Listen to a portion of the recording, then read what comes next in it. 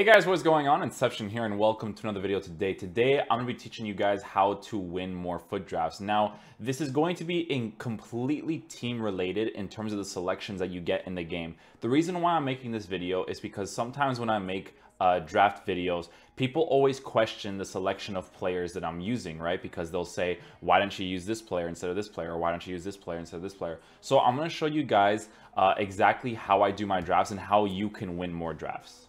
Okay, so the first thing that we're going to be looking at is the formation. So here's like some formation selections that you get during your draft, right? Now, you have to be really careful with the formations that you select. You have to be very wary of the positions that they give you, right? So if you get like a 4-1-2-2 narrow, which is all the way at the bottom, you know that the formation will give you strikers, cams, center mid, CDMs. You know the specific positions, right? 4-2-3-1 narrow is probably one of the best formations in the game right now, probably top 2 or top 3 right now. And it's probably one of the worst formations that you can choose in a foot draft. It's doable, you can definitely get it done, but it's probably one of the worst ones because of the cam positions. The cam positions in FIFA, if you guys think about meta players, right? People don't really use the actual cams in FIFA to be a cam in their game. Like they'll use, like people like myself will prefer people who have the pace shooting, dribbling, and passing attributes rather than having a cam who's, you know, good at passing, shooting, and dribbling but doesn't have the pace, because eventually they're gonna have to outrun a defender and try to score a goal, right? So you have to think about the formation that you're selecting. In the formation selections here, the way that I would have ranked the formations would have been the 4-1-2-2 would have been the first one, because they give you decent center mids, they give you decent CDMs, cams, strikers, they give you good players for the positions that you're asking for. The second that I would have chosen would have been the 4-4-2 flat. Third would have been the 4-2-3-1. As much as the formation is a little bit weird, you can still work around it because it's a good formation. You can make subs to put good players on, and we'll talk about that later on as well. 5-3-2, it's a 5 at the back. It's a little bit too inviting for me personally, so it would be one of the last formations that I would choose. And then the 4-5-1, because, you know, I don't like the striker being isolated up top. So in terms of selection, we ended up going with the 4-1-2-2. Now, this is the thing when people play drafts. When people play drafts, they always select players based off of chemistry. Like, you know, you'll choose your typical Adaries and all those type of players just for the chemistry aspect, right? Here's the way that I do the drafts, right? So we're going to look at the first selection here. The first selection that I ended up choosing here was Neymar. Now, Neymar is probably the best player on the pitch in terms of the, you know, the players that they give you. Lewandowski, you know, I'm not saying that these players are bad, because there are people that can use these players. I'm just telling you what the meta aspect of the draft is in order for you to do better, you know?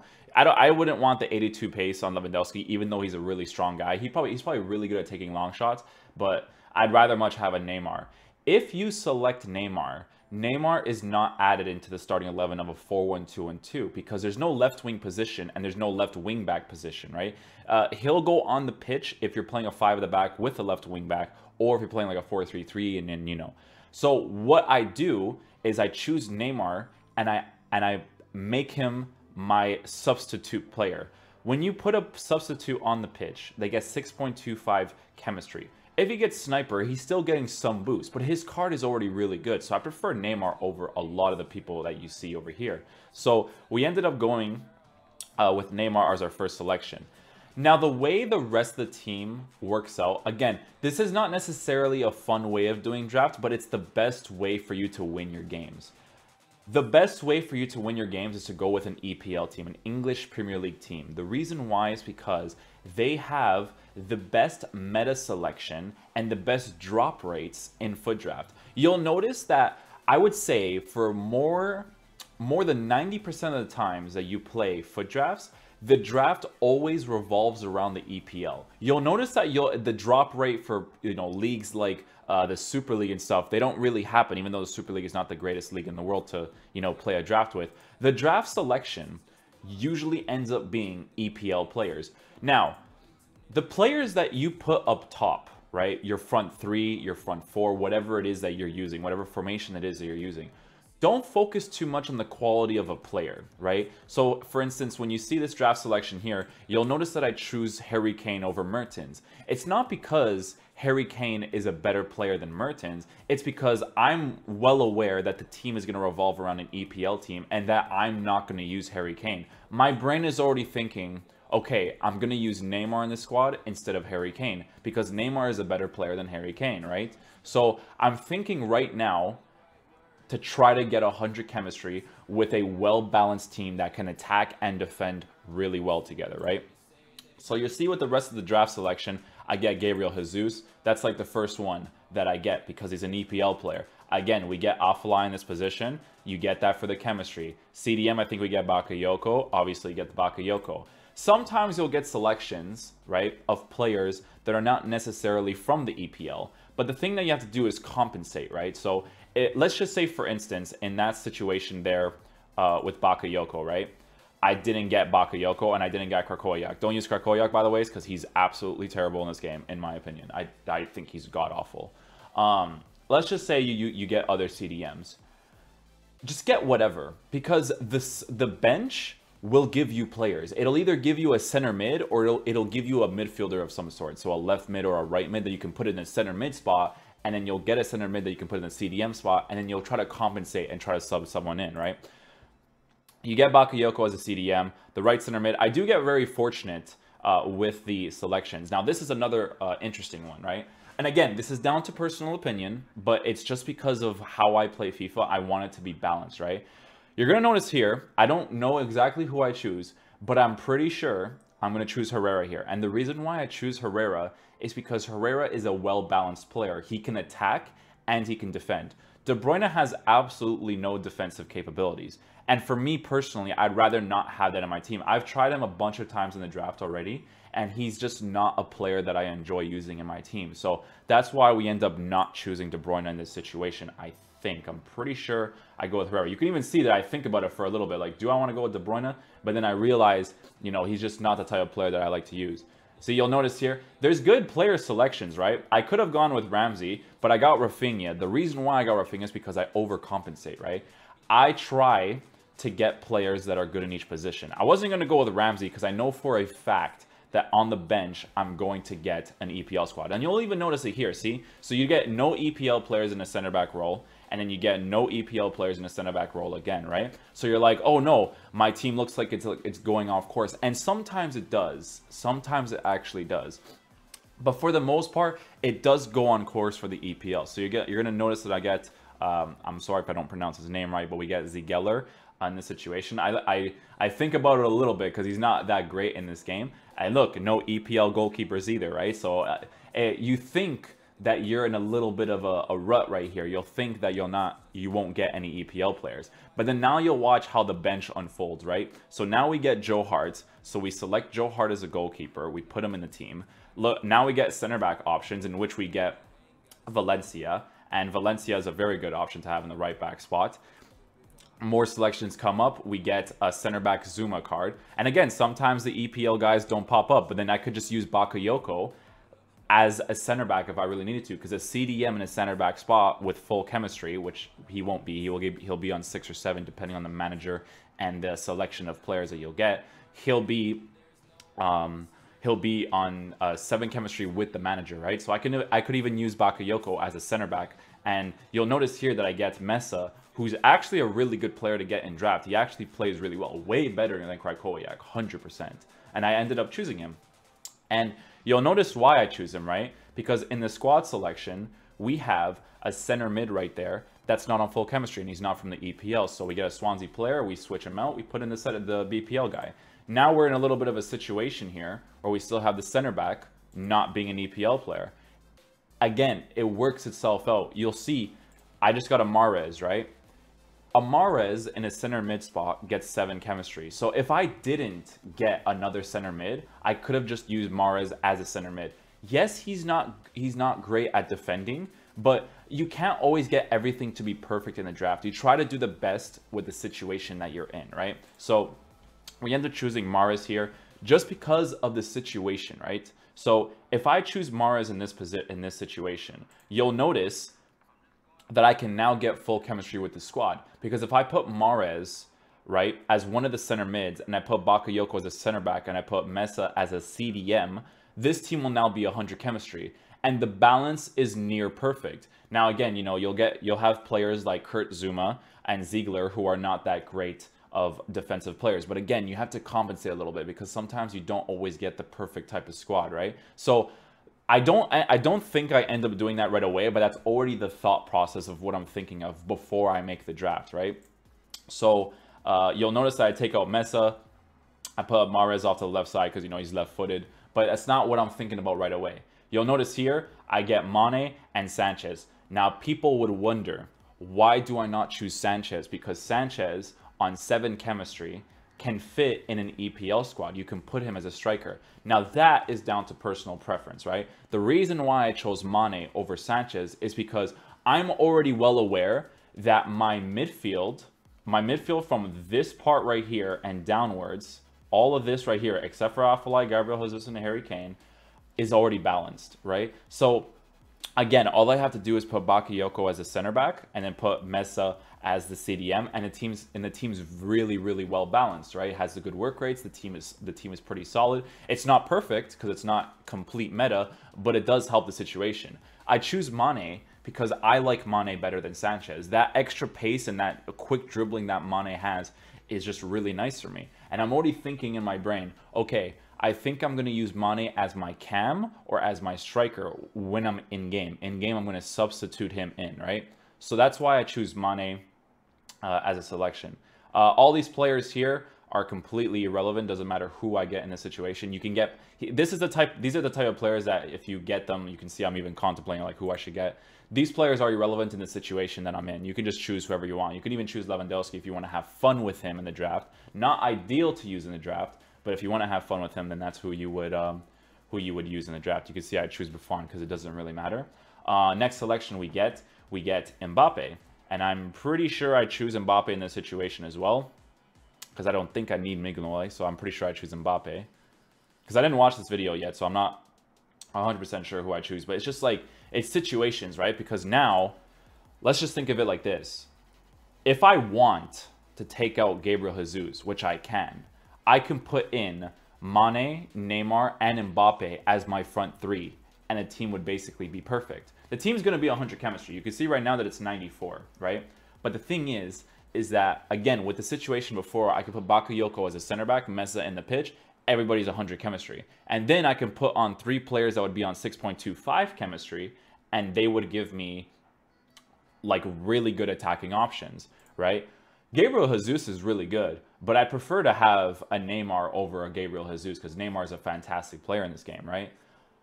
These selections are completely irrelevant. Does not matter who I choose here. And again, don't worry about that center back situation because, again, you know, you can just put any center back there if you really wanted to.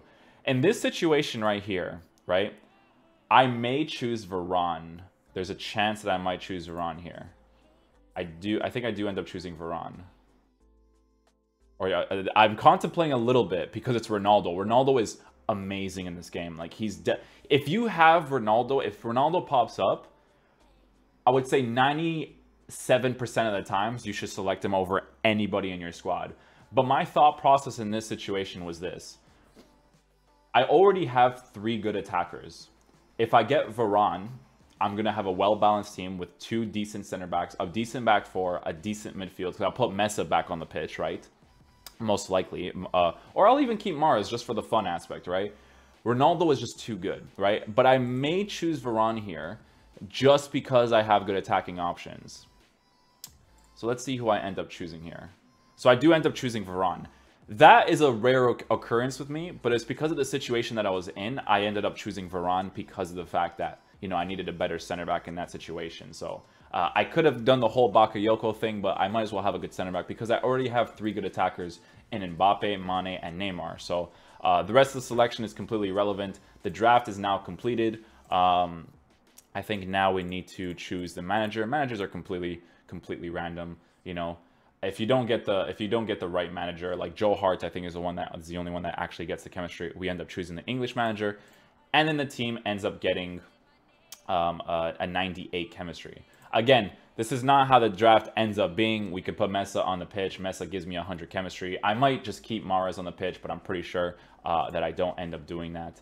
Let me see if we switch anything up. So we end up doing this situation. So we actually keep Mahrez on the pitch. And I think the reason why I did that is for the fun aspect, you know, because it's an agile player in the midfield. It'll be fun to attack with. So you can use him there.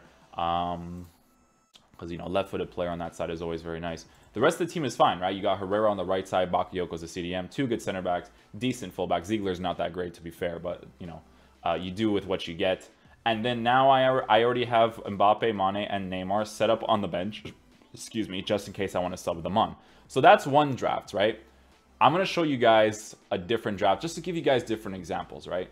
So we got another example here. Now, this is a type of situation that you put yourself in where, you know, the formations that you're given are not that great. The only formation that I see here that could be fitting is the 4-3-3 defend, but all these formations are not ideal to use in a foot draft because the thing about these formations is that they're very situational, right? So if you face off against a certain person and they're using a formation that you just can't pass, you use these formations to pass that formation. So they're not the most well-balanced. A 4-1-2-2 will work for the most part against any formation. A 4-3-2-1, a 4-3-1-2.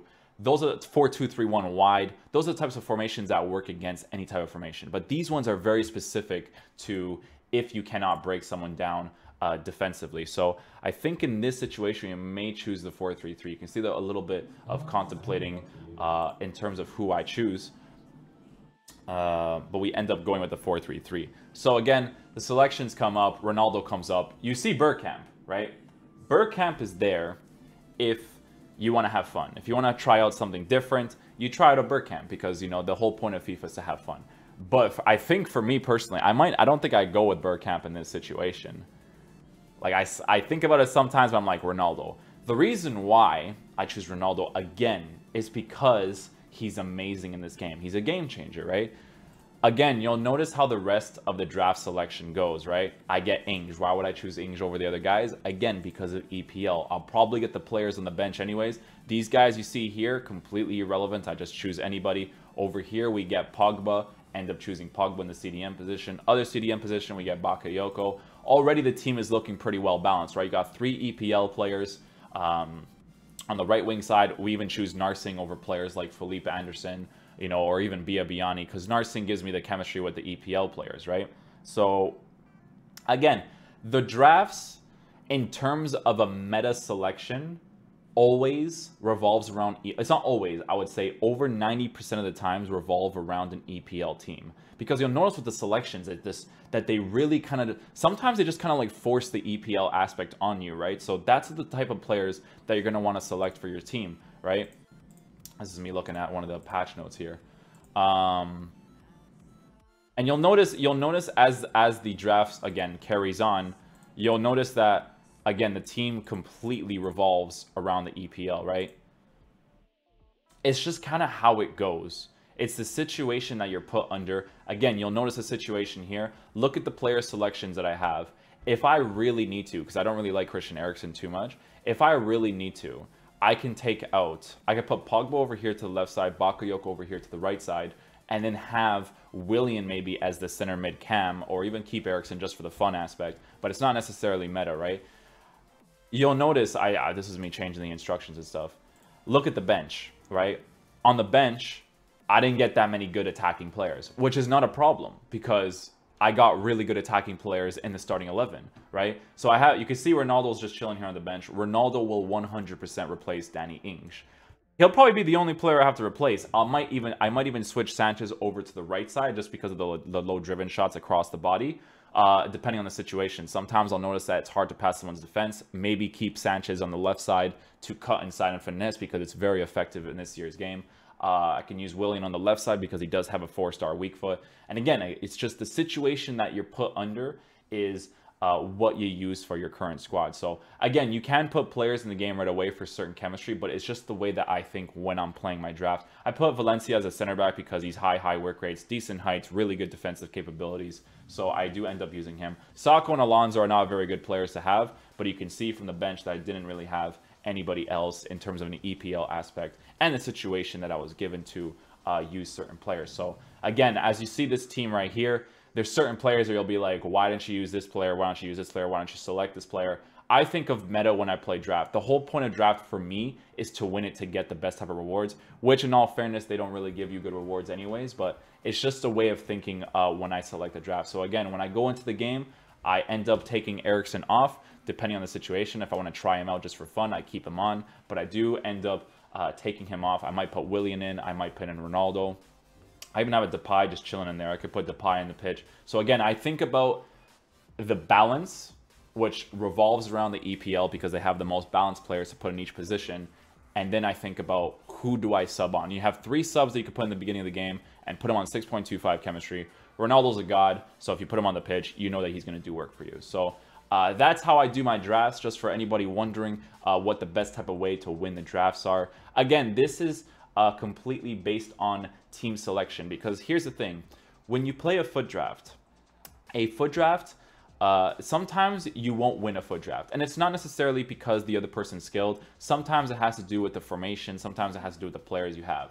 For foot draft is not necessarily a skill-based game mode. It's based off of trying to have fun and using different players to have fun with the game. So this is a formation, or this is the player selections that you would choose if you want to be meta. But you can have fun. If you want to choose Lewandowski's and all that, who am I to tell you to not use those players? I'm just telling you my way of thinking when I do the foot drafts and how I win the majority of the games. Because I think the record right now for our foot drafts is over 280 wins and around 18 losses, I believe. So we do really well with the current system that we use, because again, you always want to have a balanced team. You never want to have that 1 or 2 players that are just, you know, not good, so that you can actually perform in every single draft. So this is how I do my drafts. In terms of the formations, I'll do more formation videos for you guys, because in drafts, you're always given different formations. So people probably wonder what type of instructions and stuff I use for this type of 4-3-3 or the 4-2-3-1 wide, or even like the 3 at the back. So I'll definitely make videos for those types of videos for you guys, and I'll explain the tactics and instructions for those as well. But this is it for the foot draft video. I'm sorry if this video has gone longer than expected, but it's just a explanatory version of how to win more of your foot drafts in terms of a team selection. Again, you still need this the skill aspect to actually win your drafts, but in terms of having a balanced team, this is how you should make your draft teams. So that's pretty much it for the video, guys. Thank you guys so much for watching today. I do appreciate all the support you guys have been showing the videos and the streams. Thank you guys so much for watching. I'll see you guys later. Peace.